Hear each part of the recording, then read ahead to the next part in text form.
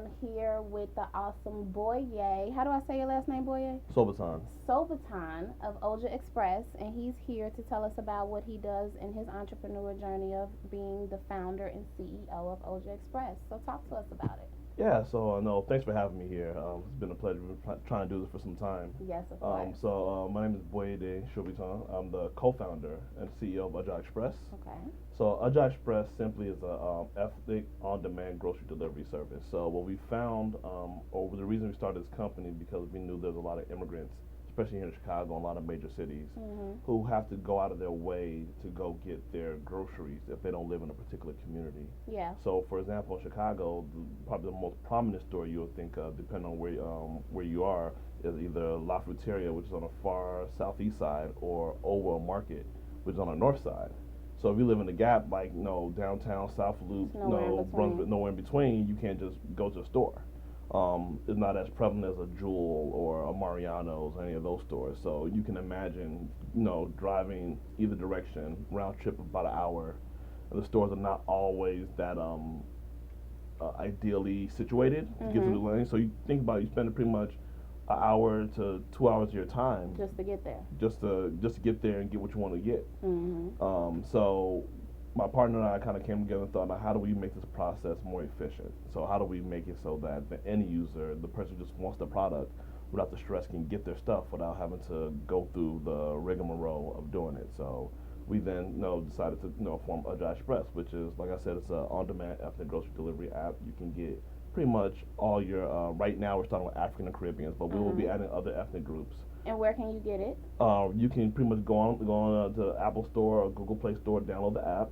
Our website will be coming out soon, so we will have a mobile-friendly website where you can kind of pick items from these stores and then have it delivered to your house within 2 hours, or you pick your delivery time. Awesome. Is the app free? The app is free. No cost to download the app. You just pretty much just pay for you pay for your products, and you pay the delivery fee, and that's it. Awesome, awesome. Well, I think that what you're doing is amazing. Well, thank you. What's most important is that you figured out who's your clientele, what's your target population, Yep. and you found the need, because everybody has a business, but the real thing is understanding the need for your business and how others will benefit from it. Exactly. So, is there a story behind why you chose this type of business and how you can get it to your people so that they can be able to stay culturally friendly and eat within their culture? Well, yeah. So there were two pain points that came about. So first pain point was that I moved to the city, lived in the suburbs for some time, and I wasn't gonna go all the way to the suburbs to go get some food because it was just too far. So I'm like, okay, where do I go?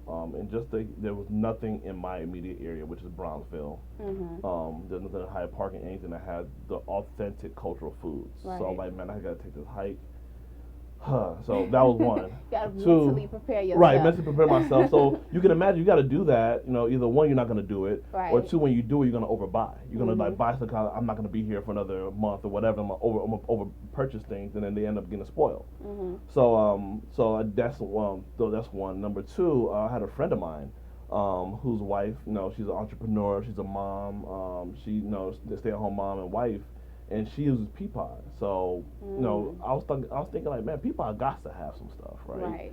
And they don't. So she finds herself ordering from Peapod, but then still having to make an extra trip to go to one of these stores that carry these authentic goods. So that was kind of like the ding ding ding, the light that went off for me to say, hey, there's an opportunity here, because there are more and more ethnic communities that are popping up. Those populations are growing here in the United States.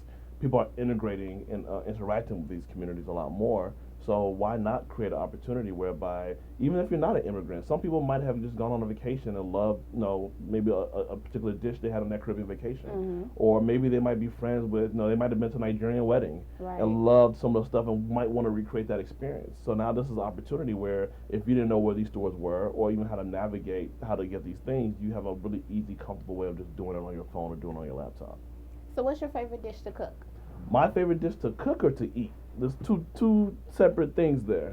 What's your favorite dish to cook and or eat that we can find the items on OjaExpress? I'm a gari or eba and efo type person. So efo is like a melon seed spinach stew. with all types of Sounds assorted delicious. meats there. So that's particularly in Nigeria. People call it different things, of course. And eba is like it's like a cassava flake that's is pounded into like a solid like ball, and you just kind of eat it. You know, if you're bougie, you eat it with your spoon. But if you real, if you know you want to keep straight, Get stay into it stay with your stay stay hands. true to the culture. Use your hands with a washing bowl. And I Nice. personally like the tall glass of cold water, or my favorite drink is actually not even a Nigerian drink. It's actually a Jamaican drink called Ting. It's like the best, like most savory drink. So either one of those two, and I'm good. I could eat that, go to sleep, and be happy. So that's That's my what's awesome about your app is that you can get food from different cultures as correct. well. Yep. And you're able to basically do a nice little walkthrough of different cultures while supporting a black owned business. Exactly. And then we like to say that when we introduce people to cultures or things of that nature, we like to say food is like the best ambassador for any culture. It is. That's how we first integrate.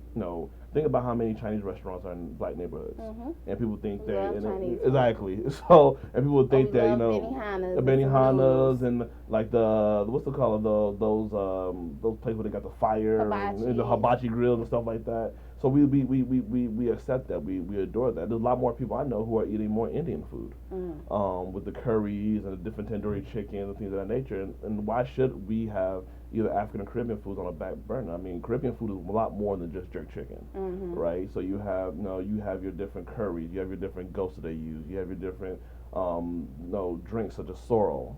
It's called sorrel in the Caribbean, but then it has African roots because we call it zobo in Nigeria, and it's called a lot of bisap in other countries. So we have a lot of common links that are linked back to the African cultural heritage. So that's just one aspect. But I guess the overarching point is that we're trying to be, or we will be, that central hub for all things ethnic food. So if you're looking for any particular ethnic foods, you can pretty much have that at the power of your fingertips, basically. So that's what we're trying to grow. I like that. That central hub for all things ethnic food. Yep. Is that a slogan or a tagline? Can we coin that today? Yeah, we can coin that today. We can coin that today. So that's not Let's coin that anything today. That's a particular, good yeah. one. Yep. That's a good one. So it's Black History Month. Yep. I am actually rocking the Freedom shirt from my friend GLC the Ism, and you can support him on social media. Yep. I want to know, what does it mean to you to be a black business in 2017? I think being a black business in 2017 is quite liberating. And when I say I that, like that. it's the ability to really have that ability for self determination and determine the future and the direction of an entity. It's almost like I kind of akin it to kind of like having like a young baby and kind of nurturing that baby to adulthood and freedom. So I think Yeah. being a black business is liberating, also empowering. So we're still budding, we're still growing, but when we know we get to a certain point, we'll be hiring people. We need to hire people. And the fact that we know we can recycle that resources jobs. back into our communities or to the best talented people back into our respective communities, to me that is how you really grow communities, how you grow and develop individuals. I was just talking to my co-founder. We launched an internship program recently, and we have all these technicians or technical students who we're giving opportunity to gain skills, but also put them in a place where they can use those skills to market for further things. To me, that's the ability, that's the power of having a quote unquote a business, but then more so a black business, because we can then determine the opportunities that people might not have gotten otherwise because they don't look a particular way. We can then take those stones that were casted out, bring them into the fold, give them training opportunities, and then have them go out and shine like they would have otherwise. Yeah, we have to break those generational curses and create some generational wealth. Exactly. I love that. I love that answer. I wasn't expecting that one, Boyede. I'm not scripted what to say, so. And I want you to tell me, what is the good, the bad, and the ugly of entrepreneurship? I will say, let's start with the bad first. We'll end with the good. So the bad is it can be a very lonely. Well, the ugly. The good, the bad, the ugly, good. Okay, yeah, the ugly. The ugly is like this is the ugly process. Like people see Silicon Valley, people see a lot of these shows and think like, oh, I'm just gonna build something. Somebody's gonna buy me out for $1 billion. I'm gonna be rich overnight. No, it is like being an entrepreneur and creating any type of product of making sausage. It's a Right. very ugly process. A lot of things go into it. A lot of sleepless nights. If you have a co-founder, you all will fight. You will curse each other out.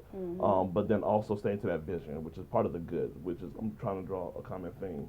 The bad is you're gonna hear a lot of no's. There's gonna be a lot of rejections, and if your Yes. self-esteem and your commitment to what you're trying to do is not strong enough, that can break a lot of people. Yeah. We have gotten. I mean, I have a list, and I'm petty, so I keep a list of all the no's that I've gotten. Who said no when they said no. Oh wow. Like seriously, like I think personally, I like to tell people like my favorite speech of all time that inspires me is Michael Jordan's Hall of Fame speech, where he pretty much listed all the people who doubted him Wow. through his journey to be great. And people that that was so classless and disrespectful. I'm like, yo, that's wood that you put in a fire. And that's the same thing. I think I've taken that same kind of aspect. So we have a lot of no's you're gonna go through, and if your mental state is not such that you're really believe in what you're doing, those no's can really be discouraging. It can make you feel isolated and make you question what you're doing. Yeah. And the good is just the fact that you know that you're in a position to help other people, to help communities and expand. When we sought out to do this venture, don't get me wrong, we want to make money off of it. This is an enterprise. But then the ability to say that, hey, I have a enterprise that's a for-profit enterprise, but also has a responsibility to the community, Yeah. responsibility to help other people as we get along. Like I'm reading Elon Musk's book and hearing about the PayPal mafia and how they were able to use the sale of PayPal to then spur a lot of other companies that kind of came from that alumnus group. So we want to be able to be one of those companies to say that, hey, we were one of the black tech founders in Chicago that made it and been able to invest back in our communities and help rear other people who will be future founders or future high level engineers or executives or marketing specialists as well. So that's really the good, cause that's what actually when we get down, that's when we think about like why are we doing this. Like aside from the fact that we want to make sure that African, Caribbean, Indian, Chinese food is ubiquitous and is in the everyday American food lexicon, we also want to think about it from the standpoint of impact, and that is the good, and that's the thing that really keeps us going. In addition from the petty no's that we kind of keep. Well, I keep a list. Fallout's cool, but I keep a list. So I just may have to start keeping a list of those no's. yeah, when you go back and look at it, and then you prove your doubters wrong, it is really inspiring for me. And it's But it something depends to on laugh you. at. Some people might be like, that's too negative. That's fine. This is just me. I'm a competitive person, so that's just kind of my I thing. think it would be great when those days when I fire myself and I'm tired and I'm exhausted and I want to give up, then I can look at that no list and get some fuel to keep going.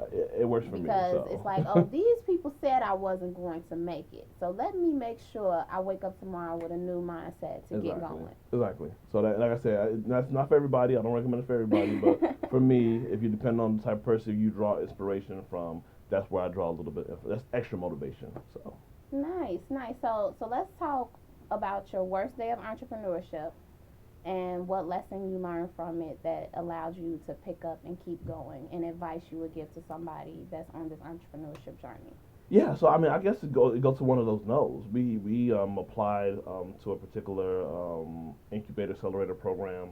We talked to everybody. They loved They told us we were the best thing. We were the next best thing. We thought we were the bomb. Our application was tight, and we got a rejection letter like a week later. And that that kind of sucked the wind out of us because we thought we was a shoo-in. What that taught me is that no, you can accelerate yourself. You don't have to depend on anyone or any entity to keep you going. That shouldn't be your motivation for doing anything. That you're gonna get in this program or somebody's gonna give you this. Yeah. If you don't, what happens if you don't get it? Are you gonna stop? Is the show gonna stop? Exactly. So that was the thing, just self-reliance and making sure that you're really staying true to your core, what you're doing. And I think that was the biggest lesson for me. Is like, you know what? We can apply. We're gonna get rejections. We're gonna get no's. We're gonna get that smile on your face and not have the outcome that's expected. But at the end of the day, that didn't hamper us. It was, like I said, it was very demoralizing at the time. It hurt. It hurts. I mean, that's you gotta wipe yourself off. You gotta pick yourself going. off. Dust your shoulders off, and then keep back at it. And then and also through that process, we also learned. Because we were able to go back to that accelerator and actually give us feedback, and we were able to take some of those things that we thought was material to what we're doing to improve. So don't take any no as just like a flat no. Try to make sure any reason somebody gives you no, ask why. Like, don't just leave it as no and walk away. Like no, okay, tell me why, or tell me what could have gotten me to a yes. Go back. So you can grow. So you can grow. elevate. Yeah, you take it as a feedback, an opportunity to elevate yourself, elevate your business. So that's kind of been our approach with things. So we are very much adopted this what we call the self-acceleration principle. So we'll go and we'll YouTube all these accelerators that people are going to and watch and take notes on what they're doing. So we didn't get in, but we're still getting that knowledge and we're still applying the knowledge we're getting to our business to kind of grow and be where we need to be so we can be competitive. Because we don't want to just be quote unquote a black business or African business. We want to be a sustainable startup that evolves into a full-fledged business that's employing multiple people. So that's our goal. We want to be. We don't want. We don't want to. Like I said, I'm not saying that being a black business is bad. It's a great thing. But what I'm saying is that we want to be able to say Microsoft, Apple, OjaExpress, That's not the only category. Exactly. We want to be able to to compete successfully in any domain we're in. So yes, I mean, being black businesses, we know that yes, that's what we are. Right. Oh, we're not. No, we're not running from it, and we're not running from it at all. We accept it. We embrace it. We love it. We think that it gives us an edge because when we deal with cultural people and ethnic people, you want to have a level of comfort that this person knows when I tell them to go pick out collard greens, that they know what they're doing. We don't want to give a air of appropriation where you see where Nordstrom's is now selling collard greens for like $50 some odd, and I heard it's not all that good. Scrunchies and other things. Yeah, you know what I'm saying. So we want to be able to say that hey, you are a trusted company. We take people's culture and ethnicities as an asset, and we appreciate and respect it, and we're going to treat your food as such. So I definitely think that being a business, us being both families being from Africa, both founders being black, that gives us a different cultural insights that a lot of the bigger companies might not necessarily have. But you're diverse enough to have multiple sources of income that are not just in the category of you being a black business. Sure, indeed, because we think that we have a huge market for foodies. Yeah. People who claim to be foodies and test different stuff. I think we that's an excellent avenue. I think that we can definitely explore and grow in. So we don't think we're just for immigrant population, but we also think we're for the greater United States because 26% of the United States are first, second generation immigrants. So with that said, I mean, you grow up on food. It takes at least 4 generations for food cultures to leave people. So that's a lot of time where people are still going to be doing grandma's recipe, grandma's cooking, and you want to have those sources readily available. And you can't, and there's way more than just one aisle or one shelf item in a grocery store. Exactly. So yeah.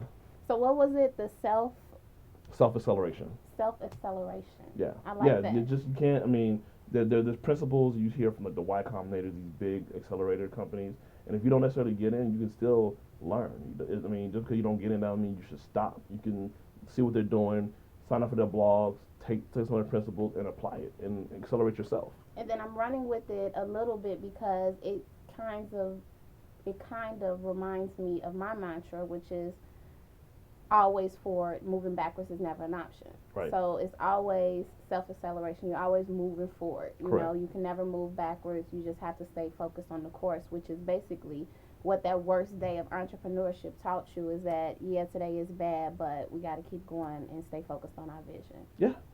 So, I mean, I think it's all about strategy. Yes. Now, I want to put a caveat on that, never backwards. If you can take a couple steps backwards, but if you have a strategy for taking way more steps forward, so sometimes sometimes we had to do that. And it's called pivoting. Another word for that is called pivoting. Exactly. To change things up a little bit, just to go from the path of a little bit less restriction. So how can we get in touch with you? How can we support you? Anything new for 2017? I know your website is coming. Yeah, so that's the biggest thing. So right now we've been primarily a Chicago-based company where we're delivering fresh groceries to people in Chicago. Now we're going to be expanding to a nationwide model where people can. Thank you. So our website is coming out, www.OjaExpress, OjaExpress.com. So you can go to that website, select your items, and we can make sure we package it and deliver it to your home no matter where you are. We have people from as far as Michigan who are coming to Chicago looking for groceries, so now they can stay home and have that delivered. So that's one big thing. We're going to be at the Harvard African Business Conference in a couple of weeks. Wow. So we're going to be nice. Yeah, that should be. So we're thankful for the opportunity that we've been provided there. And honestly, just look out for us grinding. We want to be in everyone's home, bring access to different products.